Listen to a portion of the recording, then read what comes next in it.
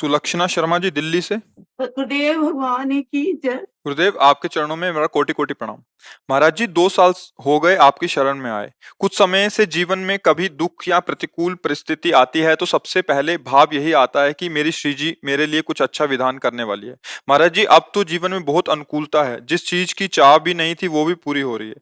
महाराज जी, मुझे इस चीज से डर लग रहा है, कहीं माया में ना फंस जाऊं, मेरा भजन ना छूट हाँ, जाए। आपकी ठीक है कृपा ऐसा। बल से ही जितना भी भजन हाँ, बनता है। बस अनुकूलता में सावधान रहे और प्रतिकूलता में निर्भय हो जाए। जब प्रतिकूलता विपत्ति आवे तब जान लो तुम्हारा कोई बाल बांका नहीं कर सकता, क्योंकि आसपास प्रभु हैं। और जब अनुकूलता में विषय भोग और सम्मान मानी, तब डरना चाहिए कहीं मैं इन पर राजी होकर अपने प्रभु को न भूल जाऊं। अच्छा विचार है, पर इतना नहीं डरना है कि हमें प्रभु से भी भय लगने लगे, ऐसा नहीं डरना है। उनकी जब हमें अनुकूलता मिले तो उनका दुलार है, और जब प्रतिकूलता मिले तो कृपा है। कोई ऑपरेशन हो रहा है, कोई गंदगी है अंदर बढ़ रही है, उसका ऑपरेशन करने के लिए भगवान ने प्रतिकूलता भेज दी। और जब हमें अनुकूलता मिलती है तो लगता है बच्चा है, इसलिए दुलार कर रहे हैं, लो खिलौने। पर हमें फिर फंसना नहीं है। जैसे बच्चा जब रोने लगता है तो माँ की दृष्टि जाती है, अगर वो खेलता रहे तो माँ अपने काम में लगी। रोने का आवाज सुना तो उसके पास खिलौने भेजती, दे दो खिलौने, अभी हम काम में व्यस्त हैं। वो खिलौने से ना खेले फिर रोते रहे तो दूसरे को भेजती, तू गोद में ले ले थोड़ी देर के लिए। लेकिन उससे भी चुप ना हो तो माँ को विवश होकर अपनी गोद में लेना पड़ेगा। ऐसे ही हमारे प्रभु हैं, पहले खिलौने भेज देते हैं, खेलो इनमें, क्यों रोते हो हमारे लिए। कुछ अपने लोग ऐसे बच्चे होते हैं खिलौनों में खेलने लगते हैं, माँ शांत है खेल ले। जो खिलौनों से नहीं खेलता रोता है, फिर वो अपने निज जनों को, सिद्धियों को जा, फिर भी उसका रोना बंद नहीं होता, नहीं मुझे तो केवल, तो फिर आओ चलो हमारे, जैसे माने गोद में उठा लेती है, उसे चलना नहीं पड़ता। ऐसे भगवान अपनी कृपा में लेके दिव्य लीलाओं में प्रवेश करा देते हैं। इसलिए डरते रहो, और अपना रोना बंद नहीं होना चाहिए। अब रोना बंद मतलब राजी नहीं होना चाहिए। हमें फुसलाओ मत, अब हमें सिर्फ आप चाहिए। आप अब कोई वस्तु, पद, प्रतिष्ठा दे के फुसलाओ मत, हम फुसलने वाले नहीं।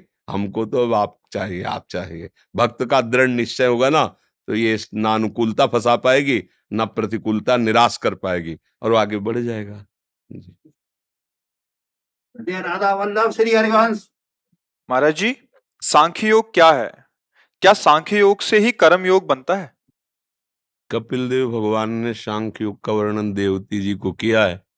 आप पूर्ण रूप से पढ़ लेते हिंदी तो बस भागवत में पढ़िएगा सांख्य योग। हम तो प्रेम योग के उपासक हैं, हर योग की पूर्णता प्रेम में मानते हैं।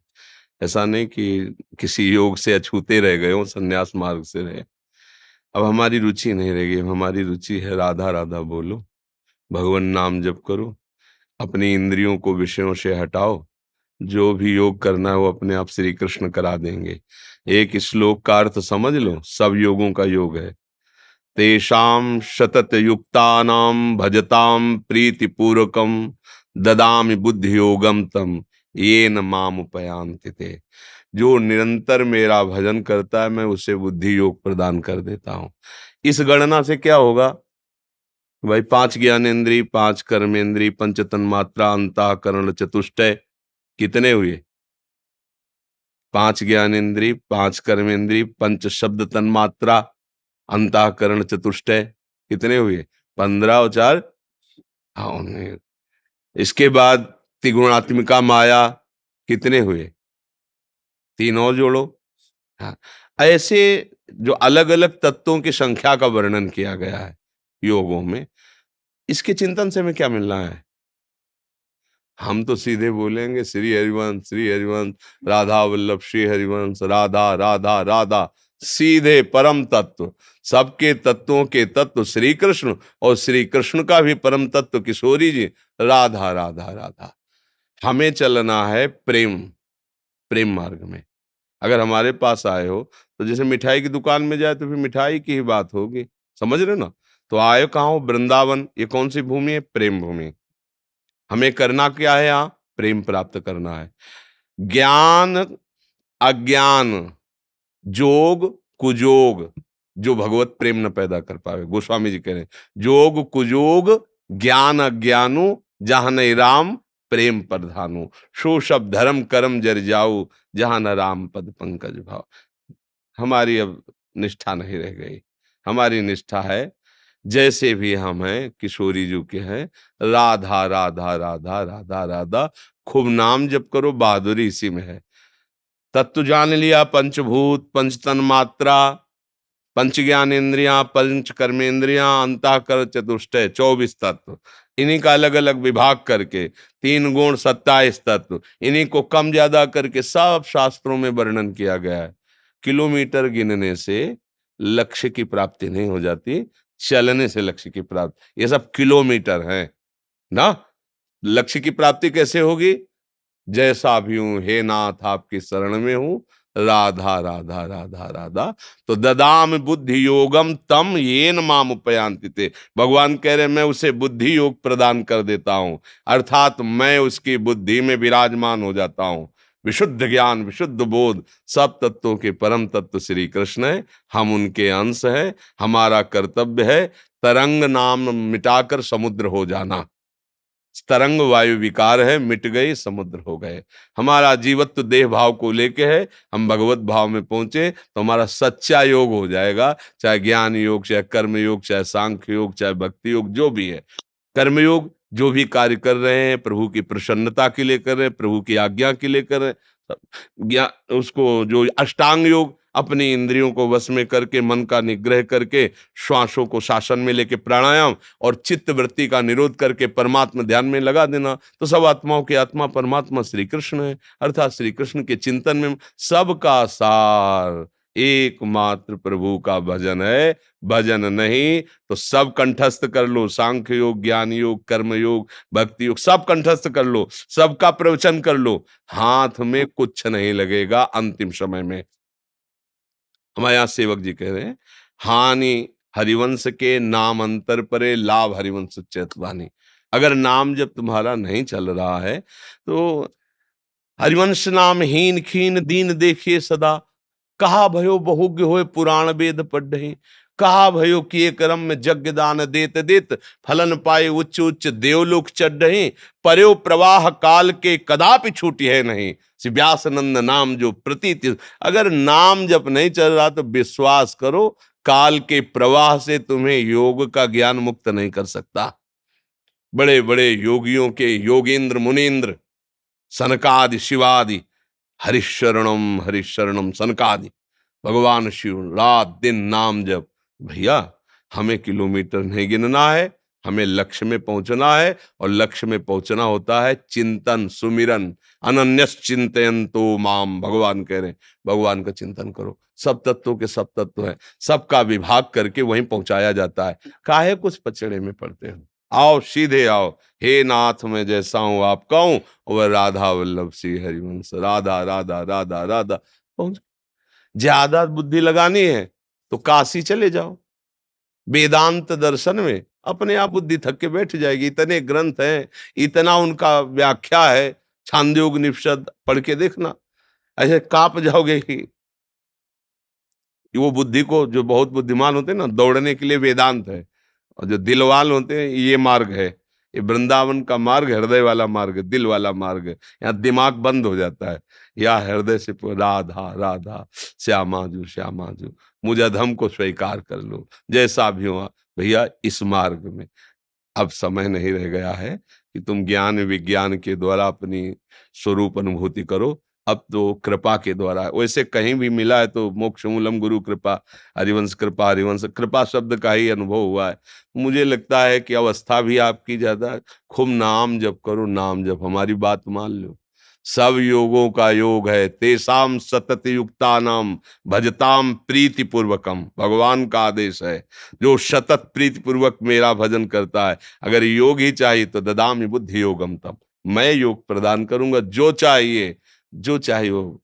और भजन नहीं है तो ज्ञान विज्ञान, फिर जो कुजोग ज्ञान अज्ञानू, जाने राम प्रेम प्रधानु। तो अब हमारा विषय वृंदावन धाम है, लाडली लाल है। यदि आपको लाडली जी ने कृपा करके धाम बुलाया तो जरूर भाग्यवान है।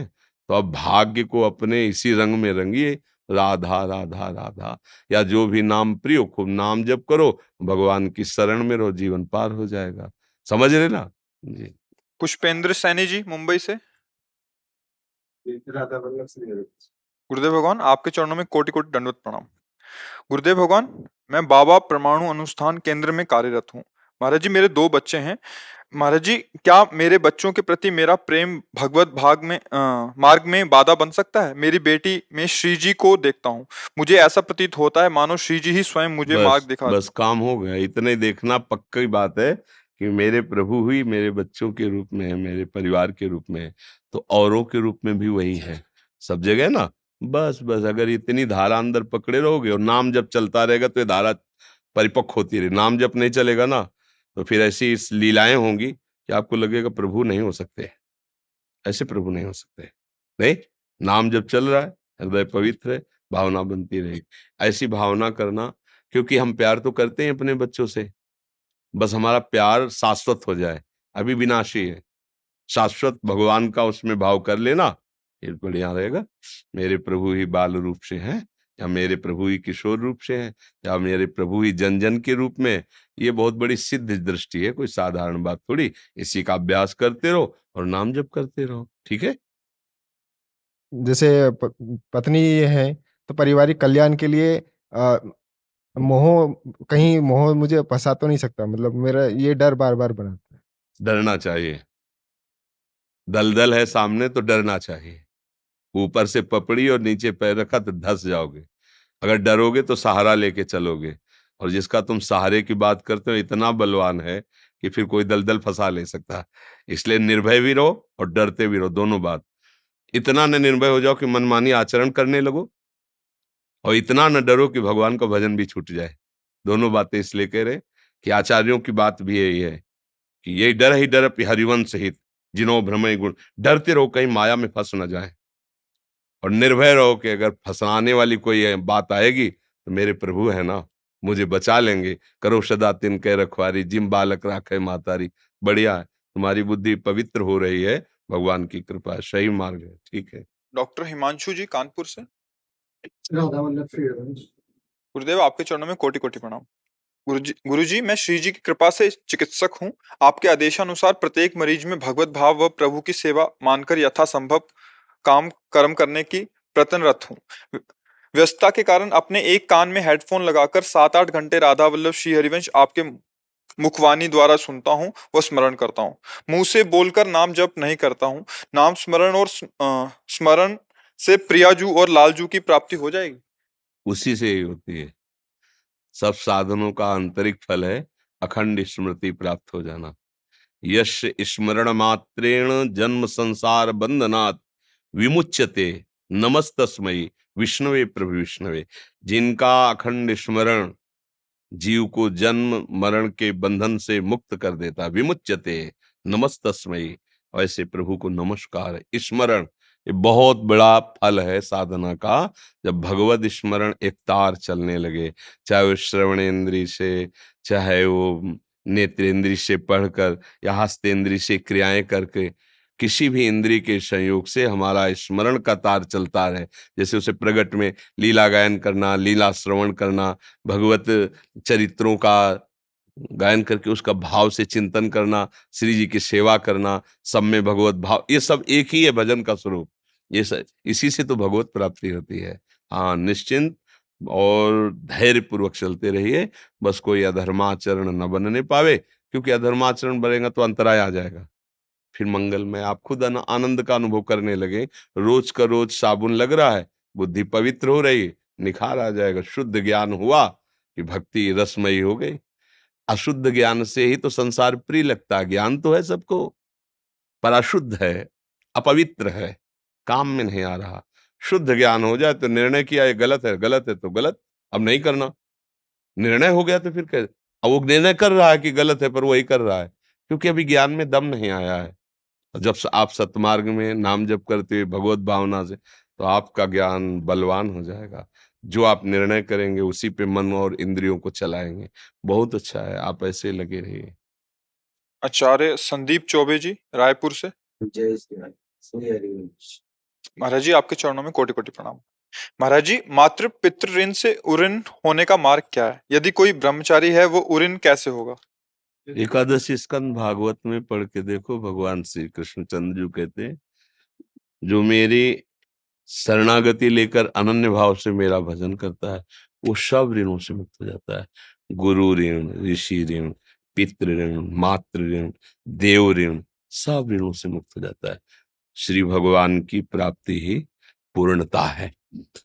छोटे मोटे ऋणों की बातें तो जैसे गृहस्थ धर्म में है, ब्याह हुआ, अब बच्चा नहीं हुआ, अभी उसके धर्म की पूर्ति नहीं हुई, मान लो जीवन भर बच्चा नहीं हुआ और उसने वैराग्य लेके भजन नहीं किया तो दुर्गति को प्राप्त हो जाएगा। अगर बेटा हुआ है, सतमार्ग में चल रहा है, तो उसके पितरों को भी पिंड और जलांजलि आदि के द्वारा तृप्ति मिलती है। पर अगर भजन न करे तो बेटा भी होने से कोई परम पद थोड़ी मिल जाएगा, नरक ही जाना पड़ेगा। मूल बात यह है कि इस जन्म में श्री भगवान को प्राप्त कर लिया जाए, वो समस्त ऋणों से मुक्त हो जाता है, समस्त पापों से मुक्त हो जाता है, समस्त शुभ अशुभ कर्मों से मुक्त हो जाता है।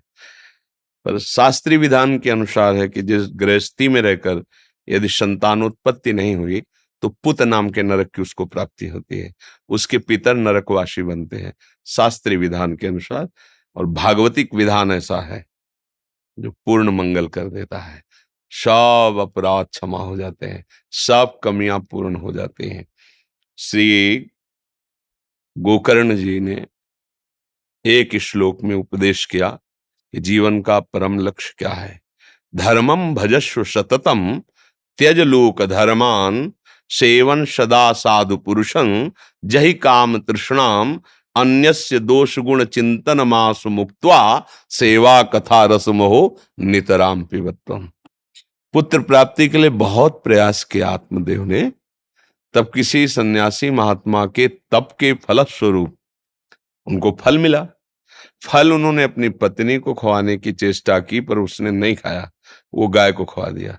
नहीं हुआ पुत्र, भाग्य में नहीं ना, नहीं हुआ।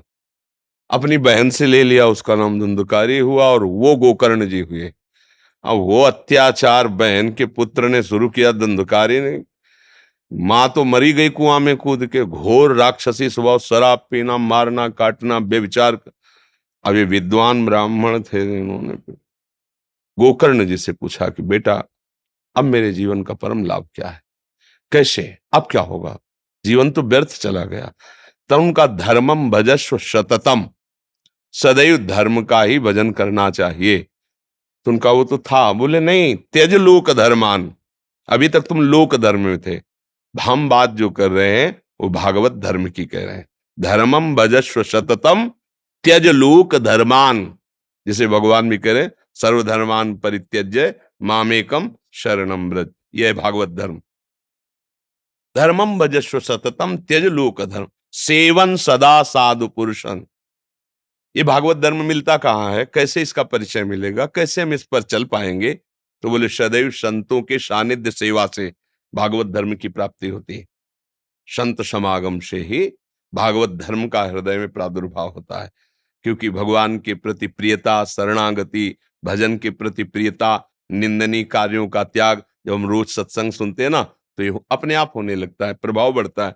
अगर हम सत्संग सुने और आचरण में ना उतारे, मन माने, तो नहीं प्रभाव पड़ेगा।